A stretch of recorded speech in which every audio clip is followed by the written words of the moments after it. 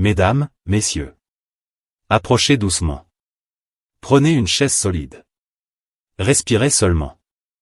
Parce que ce que vous allez entendre aujourd'hui, ce n'est pas pour les cœurs faibles. Le Cameroun s'est réveillé ce matin-là comme un pays qui vient de recevoir un coup de foudre en plein soleil.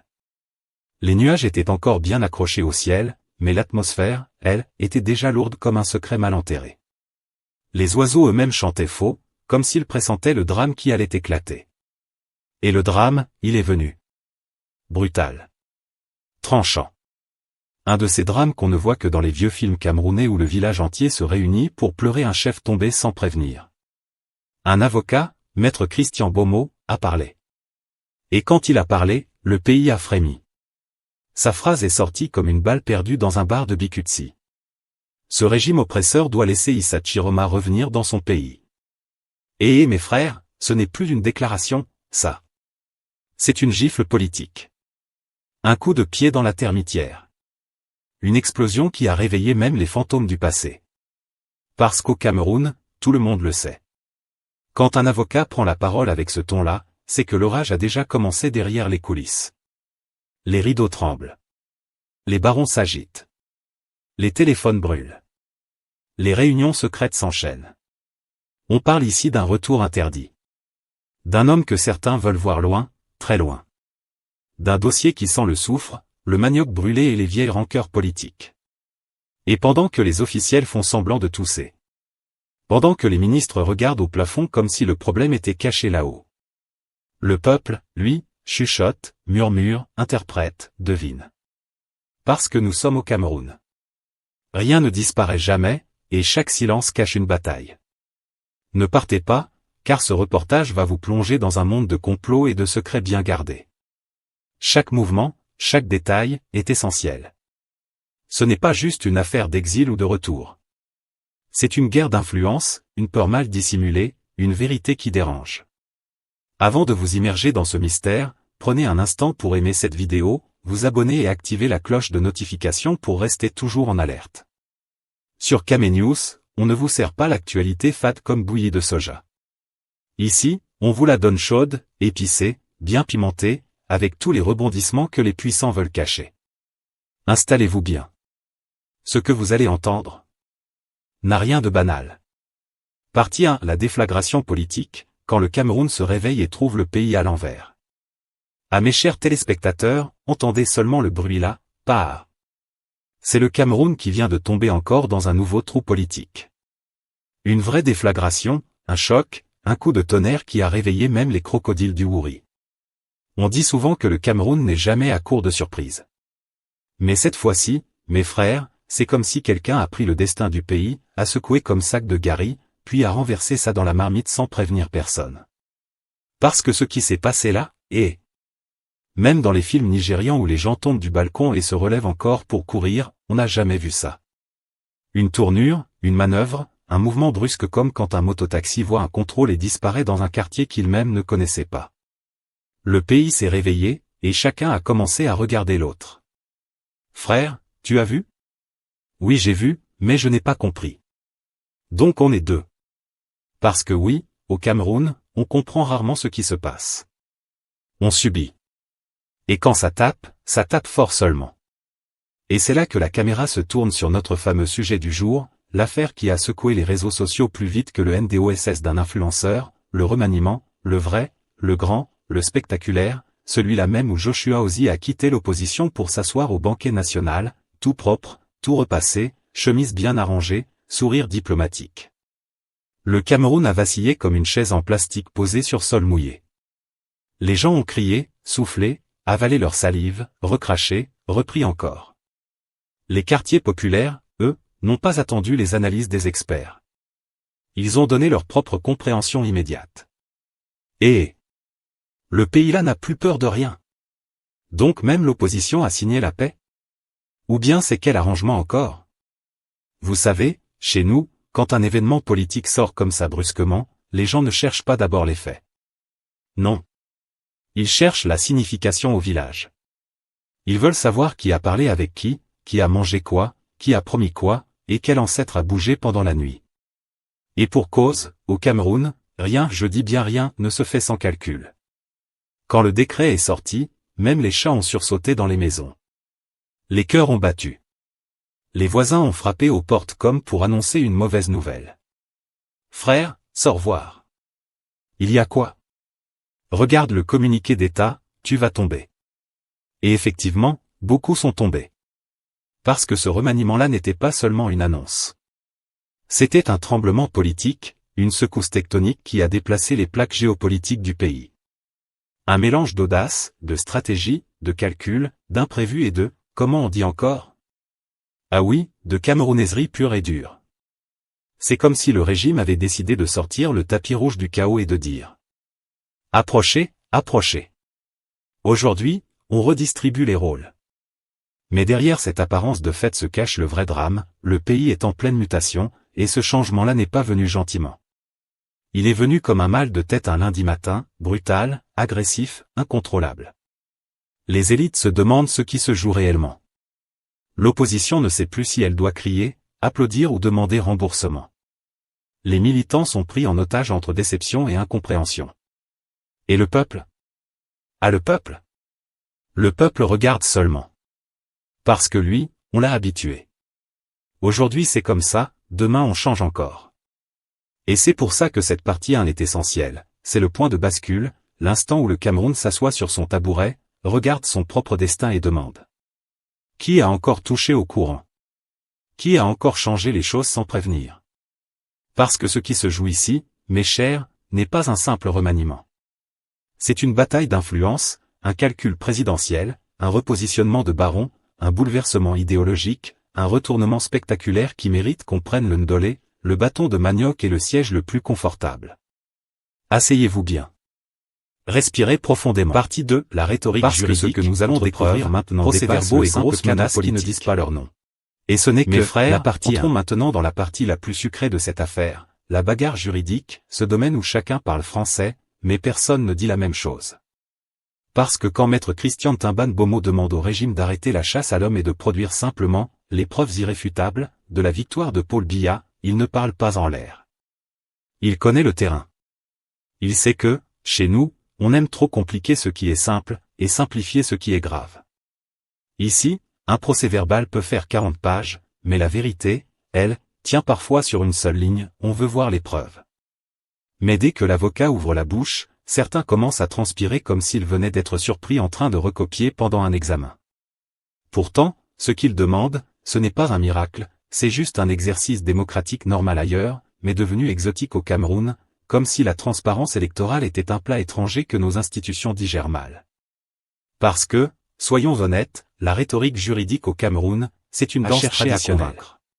Chacun connaît même qu'il a expliqué le projet avec passion, démonstration, le pouvoir dit, et peut-être même le Conseil constitutionnel a déjà tranché. Les juristes demandent, sur quelle base exacte? Les citoyens disent, on veut voir. Et le régime répond, vous cherchez quoi même? C'est dans ce brouhaha que maître Timban Bomo débarque avec son argument, propre, carré, net.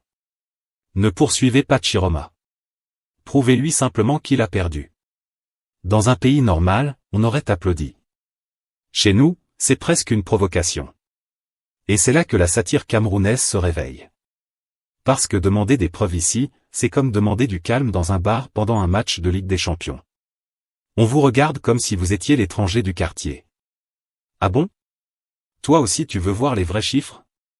C'est quelle audace ça? Et pourtant, la logique est implacable. Si Chiroma se trompe, montrez-lui les PV. Si Chiroma ment, démentez-le publiquement. Si Chiroma délire, soignez-le avec la vérité. Mais non, au lieu de ça, certains préfèrent dégainer les vieilles méthodes, intimidation, menaces en sourdine, rumeurs sur des mandats d'arrêt possibles, et le fameux « on va te régler ça tranquillement ». Tout un arsenal digne d'un film policier, juste parce qu'un candidat demande « où sont mes 2 millions de voix ?» Passons maintenant à l'article 137 du Code électoral, ce fameux article brandi comme un talisman sacré.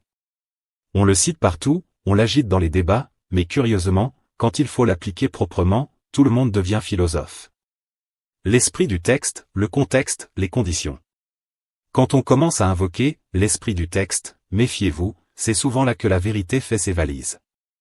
Le Conseil constitutionnel, lui, trône comme une sorte de grand chef traditionnel, il parle peu, mais quand il parle, tout le monde se tait, même si personne n'a compris ce qu'il a dit. On annonce un arrêt, contradictoire, mais les contradicteurs, eux, disent qu'on ne les a même pas laissés se contredire.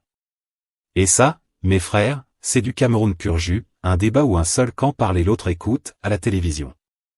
Et pendant que le régime se félicite, les juristes grincent des dents. Si vous voulez qu'on respecte les résultats, respectez d'abord la procédure. Mais cette phrase, chez nous, sonne presque comme un poème révolutionnaire. Enfin, parlons de la fameuse charge de la preuve, ce principe si simple qu'il pourrait tenir dans un tweet. Celui qui dit qu'il a gagné doit prouver qu'il a gagné. Mais au Cameroun, ce principe se transforme comme du pain de maïs sous la pluie. Ici, quand vous demandez la preuve, c'est vous qu'on accuse de troubler l'ordre public. À croire qu'on doit accepter les résultats comme on accepte un héritage familial, même si vous n'êtes pas d'accord, vous signez et vous vous taisez. Et c'est là, mes frères, que la satire atteint son apogée. Parce que, dans cette affaire, ce n'est pas seulement Chiroma qui demande des explications. C'est tout un pays qui veut comprendre comment un exercice appelé « élection » peut créer plus de mystère qu'une série policière à suspense. Au final, la bataille n'est pas juste entre un opposant et le pouvoir. C'est une bataille entre la vérité claire et la vérité, on va t'expliquer ça plus tard. Partie 3, comparaison africaine, quand les voisins donnent les leçons que le Cameroun refuse d'écouter. Mes frères, mes sœurs, asseyez-vous bien. Parce qu'avant d'ouvrir ce chapitre, il faut d'abord attacher la ceinture.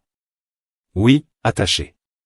Car quand on commence à comparer le Cameroun politique avec d'autres pays africains, même votre cœur va demander pardon.